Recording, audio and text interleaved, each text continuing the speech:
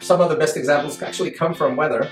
Also, Amy Webb has she doesn't really call it cone of uncertainty, but it's sort of the same concept. As you go further into the future, it just becomes more uncertain. So that's why she created a cone. So she starts with the future. She starts 50, 20 years into the future, and then she backs into, so she starts with what is a systems level change? Can you visualize how this technology is going to create a tectonic shift in how we're operating today? And then you back into strategic changes that you need to be making 10 years out, 8 years out, 7 years out. Then you back into tactical changes that you need to be making 4 or 5 years out. And then what are those initial stages that you need to be doing now? So she keeps backing into basically, what's your plan to think exponentially, act incrementally? That's what she means. What's your incremental action today to get you closer to that vision that you have of where the cone might go to, of where the hurricane might hit? She doesn't call it a hurricane, but it's, you know, same principle. And you're obviously checking, just like with the weather, when there's an actual hurricane, every day you revise it based on the new reads and how did it move and where did it move to and what's the new speed and what's the new location and what's the new direction, and you recalculate the whole thing and you shift and you keep moving the cone of uncertainty, and this is where it might make landfall, and you keep on moving it and moving it and moving. You don't know where you're going to land because you depend on technology. So your business, you don't know where your business is going to land. That's the principle. Like, you have a direction, but you don't know where it's going to finalize. You know, when the music stops and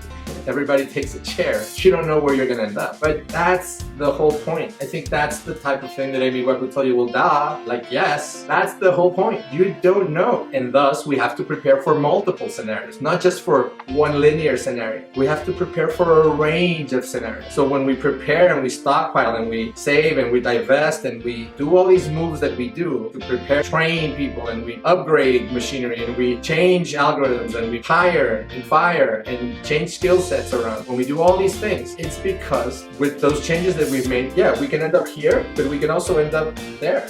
And we're okay with both. And as we get closer to making landfall, those options become more limited and visibility increases. But of course, you will always have a cone of uncertainty because you will always be 10 years out planning and 15 years out thinking, what's the next technology that's going to change everything on the horizon? So in essence, you never make landfall. You're terraforming the ocean.